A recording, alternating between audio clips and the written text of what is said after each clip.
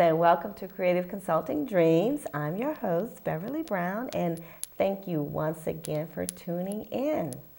Creative Consulting Dreams is a program about just that, persons with dreams, and I mean everyday people with dreams, goals, visions, things that they want to accomplish. And I hope that this program at some point in time will spark someone to say that, you know what, if this person did it, then I can too. Then I know I would have accomplished what I needed to with this program. Today, I have a wonderful artist in the studio with us today, and his name is Mr. Stephen Stirgus. Thank you, Beverly. It's a pleasure and an honor to be here. It's my pleasure to have you here, Stephen. And you will notice in the background that we actually have one piece of his fabulous art behind us, and we will be discussing it later. But I just want to learn a little bit more about Stephen Stirgus right now. So, Stephen, when did the art bug hit you? I was born with it. It was just from the beginning. From the first grade on, I used it to make friends and get out of schoolwork early.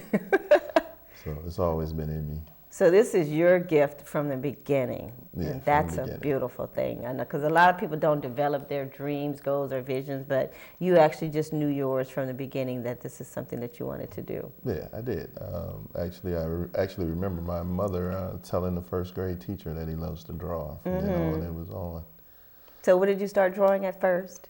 Well, like kiddie stuff, but I was a little more advanced than everybody else. So your art looked more fabulous than anybody, had a little bit more intricate stuff. Did you do those little art pictures, you know, that they used to send in the books, where you draw the little fawn? Oh, yeah, I did. And you draw the clown? Yeah, I did and those. Stuff like that. And actually won a couple of them. And, you did? They offered me a job drawing pictures in the telephone book when I was like 15, but Mom wouldn't let me leave, so I had to stick around to finish school. Wow. So who wanted you to leave? What did they want you to do? They wanted me to move to another city and draw the illustrations for the phone book. And I hadn't graduated high school yet, and Mom was like, there's no way that's going to happen. So yeah, those things do work. They actually do. Well, that's fabulous. So when did you actually really start, I don't want to say professionally, but really focusing on just doing your art? Well, after high school and college, I was in the military. Okay. And I actually stopped drawing or painting for a long time. Didn't do it because I just took it as a gift. It wasn't really, I didn't know it was a blessing. And then at some point, my brother bought a house and he wanted artwork for his new house, so I started drawing again. And, and his house was the first one that I did, and I was like, oh, I still love to do this, because I thought I really lost my touch.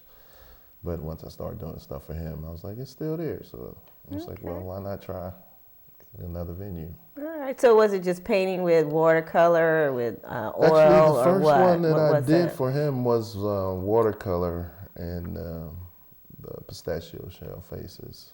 I had been playing with pistachio shell faces? What's that? Yeah, I've been playing with those pistachio shells for, I can't remember, forever. I used to draw aliens on them for kids, or ladybugs, or frogs. The actual little pistachio thing you would paint on them? Yeah, yes. Wow. And when I did his, I started doing faces on them. And I actually did a collage of him and his friends and some other smaller pieces, and he liked it, and I was like, hey, maybe I got something now. Since then, I've run into other artists who do use pistachio shells, but but I've been doing this a long time too, and I don't have to copy anybody. No, trust me, you don't. And right now, we're just talking about the oils and when he started, but his paintings are a whole nother dimension. And I guess, can we call them 3D paintings? Yeah, I call them three-dimensional. Three-dimensional paintings, and I'm telling you, you've never seen anything like it. It's amazing. But even, let's just say the part where you started with the pistachio shells, at what point did you go into the part of doing your 3D art that you're doing? After I did a few of them, I wanted more detail to them, so I started carving the bodies out of foam core. I wanted more dimension because only the face was round and the bodies were flat, so I wanted to give it more dimension. So I started carving the bodies and painting them, and that led to dressing them. So I started using fabric, and wow. so now it's fully dimensional. Okay. And this was a blessing and a curse because you can't make prints from a dimensional painting because it turns it back flat. So it's I'm working on a process now that can keep it dimensional and still sell them as prints and not the originals. And trust me, there is somebody out there that will be able to do that in 3-dimensional, and we're have to look into that a little bit further. I'm sure there's something in there with all that they're doing, because right now you can do 3-dimensional websites and different graphic designs as well. So there's somewhere or someone that knows how to do those pictures and gives it justice. So when was the first one that you did, and tell me a little bit about that one. Since they became dimensional, you mean? Well, let's just talk about your first dimensional picture. Since they became dimensional, I think the very first one was a slave ship, and I kind of got into the Middle Passage, painting about the Middle Passage, because I did an art show in Mobile, Alabama, and I did a tour of the city, and one of the stops was the slave market, and they told this story about at the end of slavery, a ship came into Mobile Harbor full of slaves, and slavery had been abolished. So instead of them releasing those slaves, they pushed the ship back out into the harbor and set it on fire. And there was nothing, no plaque or anything that denotes this part of history. Right. So I thought about, well, this is a story that needs to be told. So I did a painting of slaves in the bottom of the slave ship. And again, in Mobile, I ran into, during this art show, this lady told me that she didn't want to be reminded of slavery. And she was an older black woman, and she wanted a sofa painting, but she didn't want it to be about anything black. So wow. I just felt like this story has to be told, because if we don't tell it, it won't get told. Well, it's our history, so and that's the whole part. That was the first one. And then I went retro and actually did a painting called Hell No, We Won't Go. That's about the actual capturing of slaves.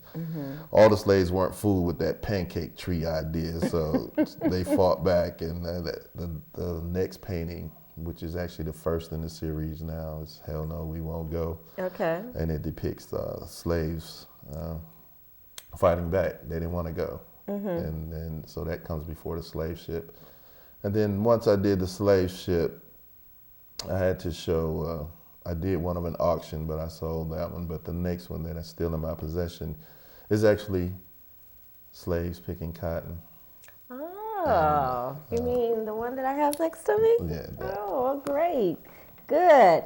I hope you guys, this does justice, but this is one of his many paintings, and I'm just going to have him talk about this for a minute. Well, this particular painting, my mother actually picked cotton as a child, and it was something that they had to do. My grandmother picked cotton, and to be honest with you, we're not that far removed from it, but I wanted to do something that was dimensional and realistic. I actually built each bowl that holds the cotton, and I wanted to show that, there's a mother in the field with her baby as she picked cotton. Why don't you point to it, each part you're talking about? Well, the mother is holding her baby still, but she still has to go to work, and then those women are out there regardless, and then there's the one guy in the hat. But I just wanted to show that we're not that far removed from picking cotton. I mean, it's not that long ago. So those are real cotton pieces in there, and the real fabric cotton from a cotton field that I went to in Florida.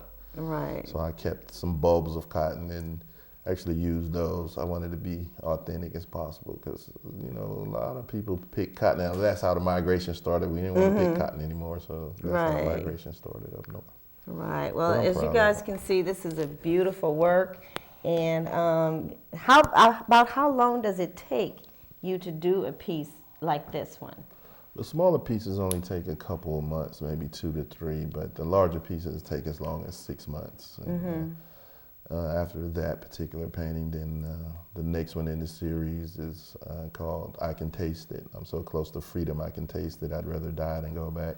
It's actually meant to hang low, so that you have to bend over and look into the painting, because I want you to get the feeling that maybe what if it was you behind one of these trees, trying to hide, trying to keep from being captured, because I don't want to go back. I know, and that's the wonderful part about his art. You feel like you're seeing it from an outward point of view. It's like your vision, especially the one that you had with the people behind the trees, but they were in front, but yet they were behind the trees. And I don't even know how to describe it, but it was just so unique because he had the slaves hiding while the hunters and the dogs were looking for them, but they were, hiding behind the trees near the ponds. Yeah, and if you bend over to look into the painting, you can see on the other, across the river bank, that there is actually men with dogs and men on horseback actually looking to capture the slaves to take them back. And it's just amazing. And like I said, I just hope, television is doing justice. Why don't you tell us a little bit about this one behind you? This one has huge history. Well, it's a tell painting us the called, name of it. It's called The Circle, because so many times in our culture, African American culture, we tend not to get together except for funerals, weddings. Yes. Those are the only times the family really comes together. But it's meant to depict from Africa. Africa's on the left. Through slavery. Right. And modern times. Modern times it's that is on the wedding right. that we all go to. And so many times now people want to jump the broom but don't really understand where that tradition came from. So why don't you tell them?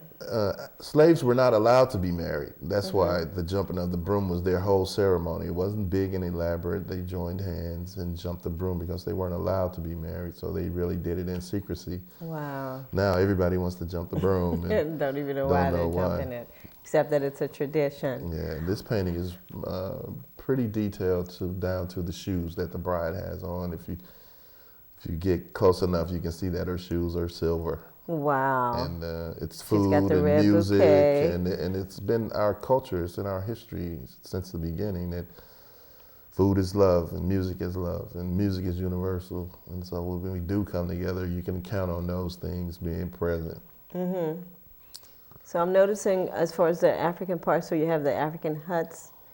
This is where it's coming from. I mean, I can even see some sort of kente cloths in there. Right, there are drums and, it's detailed. You'd have to, my paintings are designed so that you see something different every time you look at it. You could look at it 10 times and every time you're going to see something different. And it does. It's meant to be a conversation piece. I don't like to explain it. I like to let people watch it, look at it, and then ask me what it's about, because they make up their own decisions when they look at it. But then when they ask me what I was thinking, what the thought process was when I was making them, then I'll explain to them. So I like to stand back and let people look and observe them. And then answer what it is. And I kind of told you, the history of it needs to be written, because hopefully we're going to have an art show for you real soon, just to portray some of the artwork that he has, which are several pieces. How many do you have right now that are for presently, display? I still have about 8 in my own possession. But, I have sold pieces all over the country. Yes. Well, we won't be able to get those back, right? No, which is why I'm trying to get to print status, because they're all original paintings. Right. So when you're saying the print status, you want to take something like that and maybe offer it so that a person can buy an actual print of it. To buy actual print rather than the original, because the big boys don't sell the originals. They keep them and they'll be passed down as family heirlooms. And if your kids decide to sell them, that's on them. But then it becomes priceless. Right. So what are your price ranges as far as the art is concerned? Well, they run as small as that one I'm asking $1,100 for, but they run as high as $8,000. Right. I mean, you put in 3 to 4 months' time with it. Yeah. Not to mention the detail, the cloth, the frame. Well, I feel pretty safe that nobody's doing what I do. I feel pretty safe too. I don't think I've ever seen it. I mean, when I first saw it, I just went into sheer amazement and said that, this is something that has to get out. And you've done art shows here in Cleveland, Yeah, right? I've done just about every art show in Cleveland that's been advertised, which is a tough part of Cleveland. They don't advertise a lot of stuff. No, the advertising is I've done very, the very gallery poor. crawls and Sankofas and other things around town. And Cleveland's a tough town. It's a tough one. It's a tough town, Okay. art-wise anyway. Well, and I think just because of your style painting, it's something that, and it's like you said, and the quality, and of course the cost of it, because you have to get into the right market of persons to do it. You also have one that's a church scene that was very, very interesting, and it shows tell a little bit about that. The church scene, it's called it's called Give All Praise. Okay. And it's really a depiction of my childhood church, where my grandmother and my mother sang in the choir, and it's family there, and it's detailed to the point where you can actually see them passing the plate, and then there's a nurse. I know, and I saw somebody shouting, and I saw a little boy crying, and you had the baby. There's a nurse with a fan. You got to have those funeral home fans. That's an usher. That's the usher with the fan. The choir is in full regalia, and the minister's at his best, but it's a church that everybody's been to. You can look in it and see you've been to that church, and that's really what it's about. And again, I want you to see something different every time you look. So every time you look, you'll see something a little different, or something you didn't notice before. Right. So let's just say if a church sent you a picture of them in their audience, would you be able to put that in a painting, or I should say in a 3D painting? I probably could. I probably would want to, but I kind of would want to know something about them too. I mean, not just blindly do something for her, because it's all love for me. I mean, I do what I do for love. I mean, I don't want to just do something just because it's commercial. No, I don't even think it would even be about that. Because to me, if a church gets to the point where it just wants to be, I don't want to say it's not idolized, but to have something depicting, that church, and they get to the point where they really want that, to me, then, that's a spiritual level that I'm sure they would want to achieve and say they want it there. So let's just say, and when you said you put your heart in it, and I know we've laughed about it before, you said because sometimes you've pricked your finger, and you sometimes even bled into these pictures. Yeah, my blood is in all of them.